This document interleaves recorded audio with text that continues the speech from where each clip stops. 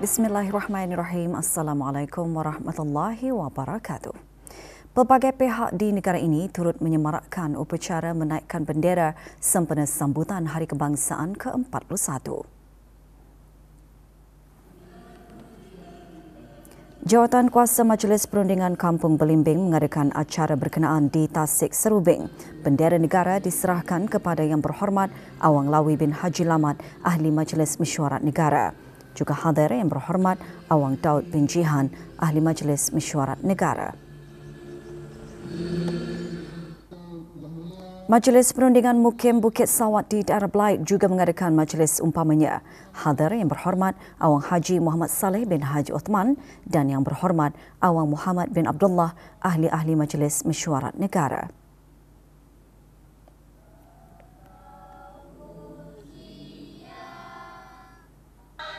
Majlis Perundingan Mukim Rambai juga mengadakan acara yang sama di Rumah Persinggahan Kerajaan Kampung Rambai, daerah Tutong. Hadir Yang Berhormat Awang Haji Muhammad Daniel alias Tekpen bin Yaakob, Ahli Majlis Mesyuarat Negara.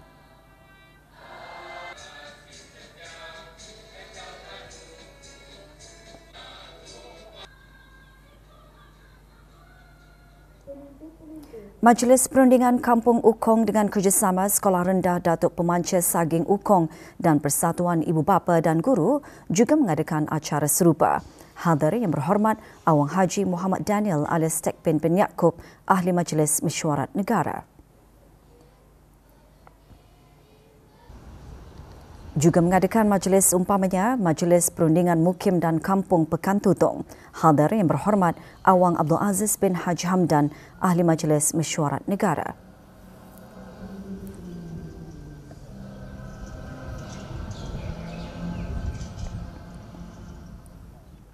Majlis Perundingan Mukim Kiudang dengan kerjasama Jawatankuasa Takmir Masjid Pengiran Muda Abdul Wakil Kiudang juga mengadakan majlis yang sama.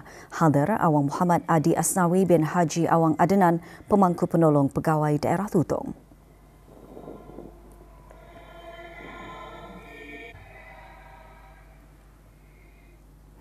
Institusi pengajian tinggi di negara ini juga sama-sama menyemarakkan sambutan ulang tahun Hari Kebangsaan dengan upacara menaikkan bendera.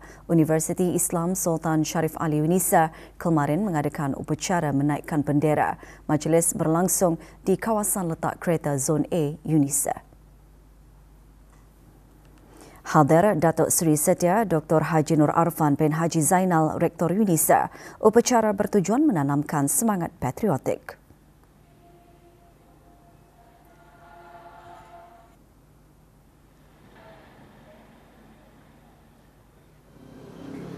Juga mengadakan majlis yang sama Kolej Universiti Perguruan Agama Seri Begawan Kupu SB.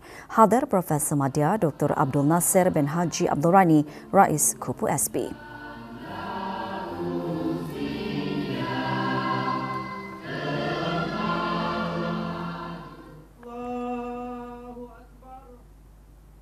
Penghayatan dan pemahaman terhadap lagu kebangsaan dan bendera negara Brunei Darussalam perlu diserapkan dalam kalangan generasi muda agar semangat patriotik terus subur. Bendera merupakan simbol ataupun maruah kepada sesebuah negara. Sebab itulah dari zaman dahulu kala juga bendera merupakan satu benda ataupun perkara yang harus dijaga dan dihormati. Ia bukan sekadar kain yang berkibar tetapi membawa simbol kesetiaan dan perpaduan rakyat terhadap mempertahankan negara kita.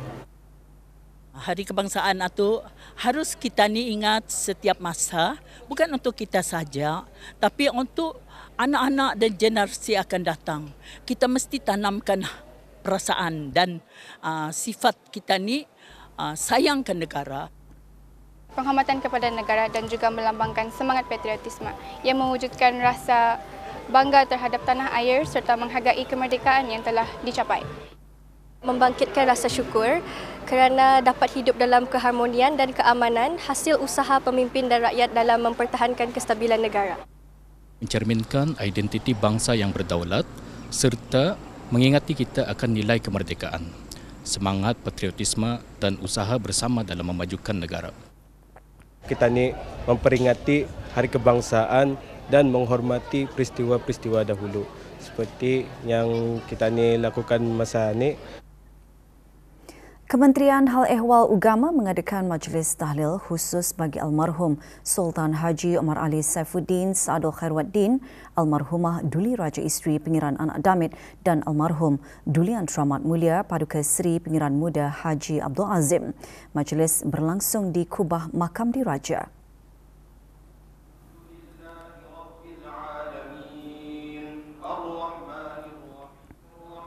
Hadir yang berhormat Pihin Udana Khatib Datuk Paduka Seri Setia Ustaz Haji Awang Badaruddin bin Pengarah Datuk Paduka Haji Awang Othman, Menteri Hal Ehwal Ugama.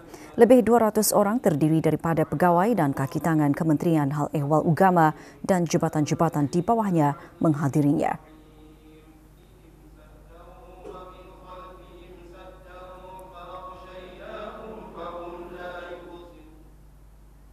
Persatuan Saudara-Saudara Baru Daerah Tutong Pesatu kini mempunyai sebuah Dewan Serbaguna baharu terletak di Kampung Tanjung Panjang, Daerah Tutong. Kemarin diadakan majlis perasmian Dewan Serbaguna tersebut.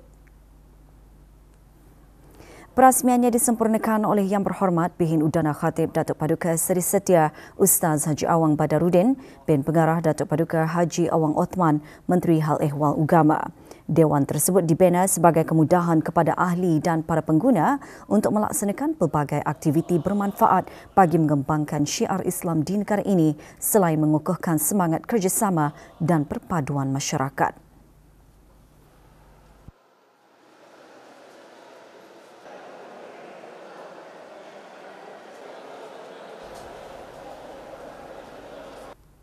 Dengan adanya Dewan Serbaguna yang baru ini, Pusat Dakwah Islamiah mengharaplah supaya Persatuan Pesatu ini akan dapat melaksanakan lebih banyak lagi program bermanfaat. Jadi sebagai yang sudah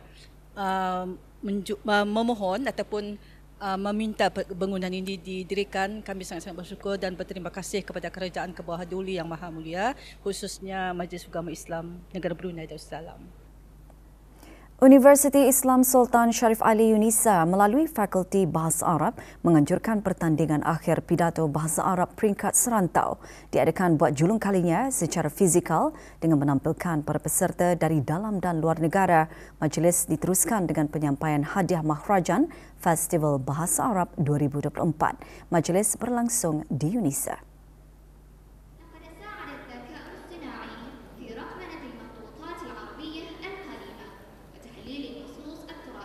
Penyampaian hadiah serta sijil disempurnakan oleh Tuan Yang Terutama Muhammad Abdullah Al-Buraitin, Duta Besar Istimewa dan Mutlak Kerajaan Arab Saudi ke negara ini. Diadakan sempena Hari Arab Bahasa Arab Sedunia, ia bertujuan memartabatkan lagi kedudukan dan penguasaan bahasa Arab khususnya di negara ini. Juga hadir Datuk Seri Setia Dr. Haji Nur Arfan bin Haji Zainal, Rektor Unisa.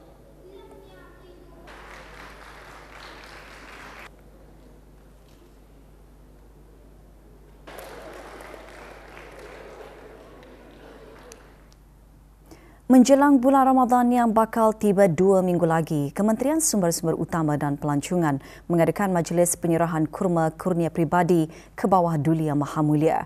Majlis berlangsung di Kementerian Sumber-Sumber Utama dan Pelancongan. Penyerahannya disempurnakan oleh Dayang Hajah Tutiati binti Haji Abdul Wahab, Setiausaha Tetap Kementerian Sumber-Sumber Utama dan Pelancongan. Kurma-kurma berkenaan diagihkan kepada ketua-ketua jabatan untuk diserahkan kepada setiap pegawai dan kaki tangan di bawah Kementerian Sumber-Sumber Utama dan Pelancongan serta jabatan-jabatan di bawahnya.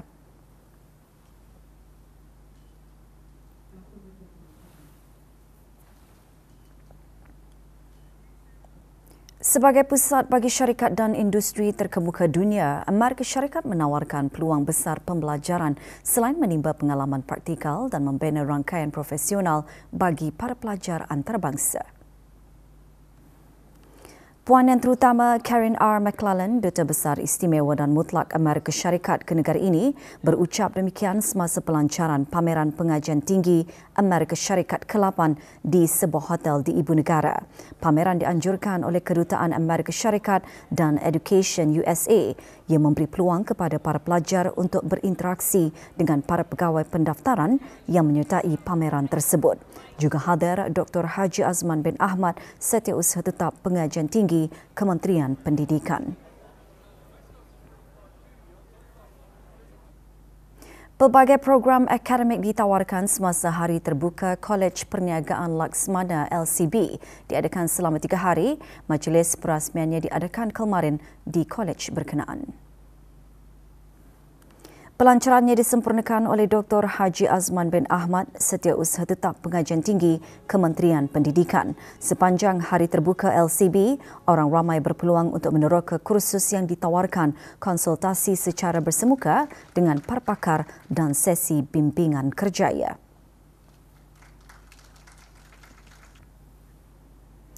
Universiti Islam Sultan Syarif Ali Unisa pada tahun ini menawarkan beberapa program baharu, antaranya program Ijazah Dual Sarjana Muda Kewangan Islam yang ditawarkan oleh Fakulti Ekonomi dan Kewangan Islam dan program Sarjana Muda Kewangan Islam dengan kepujian yang ditawarkan oleh Fakulti Kewangan Antarabangsa Labuan Universiti Malaysia Sabah. Universiti berkenaan kemarin mengadakan Hari Terbuka Unisa di kampus Sinaut Unisa, daerah Tutong. Hari Terbuka Unisa bertujuan mendedahkan dan mengongsikan pelbagai program pengajian akademik yang ditawarkan.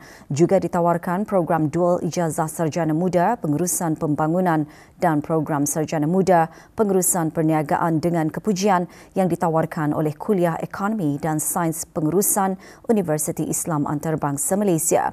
Pusat Pengajian Manuskrip Islam Unisa juga menawarkan 2 program baharu bagi peringkat siswaza.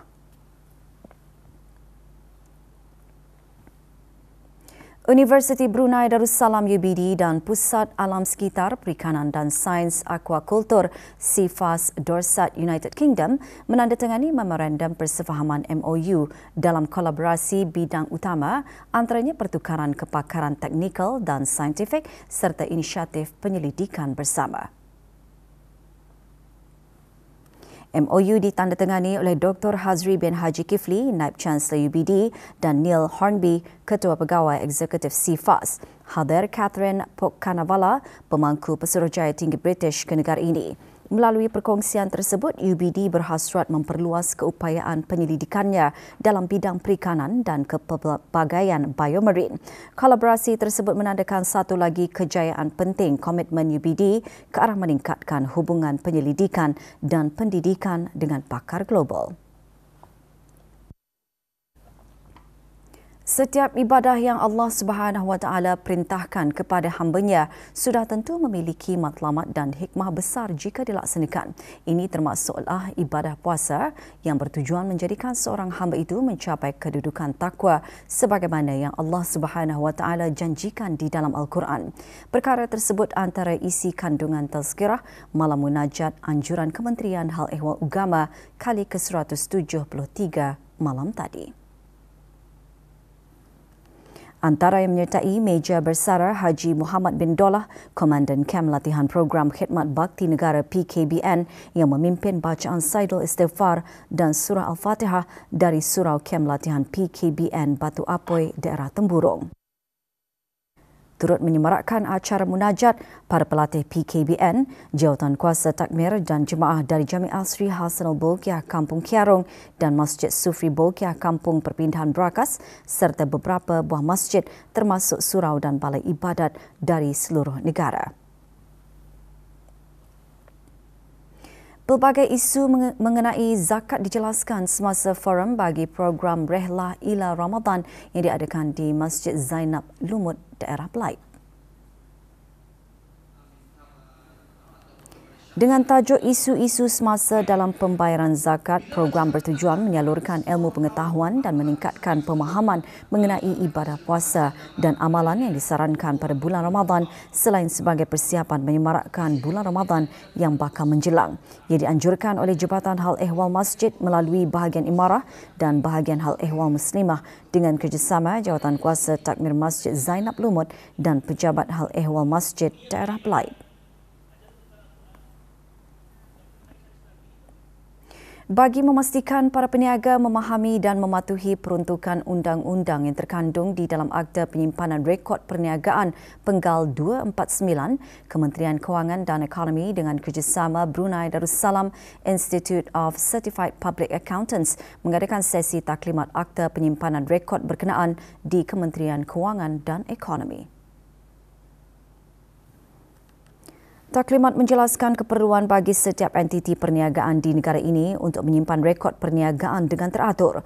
Juga disampaikan keperluan penyimpanan buku dan faedah penyediaan penyata kewangan yang akan membantu pemilik perniagaan dalam membuat perancangan kewangan dan menarik para pelabur berpotensi.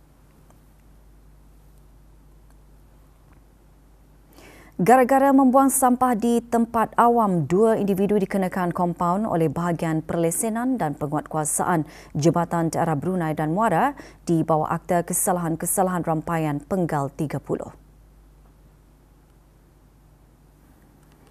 Haji Muhammad Aisamuddin bin Haji Jumaat dikenakan kompaun RM300, manakala Ardi Rahman bin Mahadi dikenakan kompaun sebanyak RM100.